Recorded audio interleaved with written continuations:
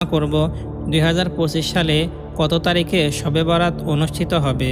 শবে বরাত ইসলামিক ক্যালেন্ডারের 8তম মাস শাবান মাসের 15তম রাতে পালিত হয়।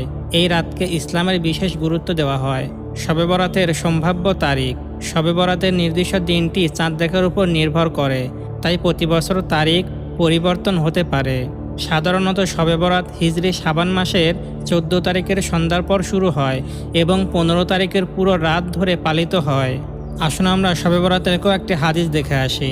হজরত আয়েশা রাদিয়াল্লাহু আনহা বলেন, এক রাতে রাসূলুল্লাহ সাল্লাল্লাহু আলাইহি ওয়াসাল্লাম আমাকে বললেন, হে আয়েশা, তুমি কি জানো এই রাতে কি হয়? আমি বললাম, হে আল্লাহর রাসূল, এই রাতে কি হয়?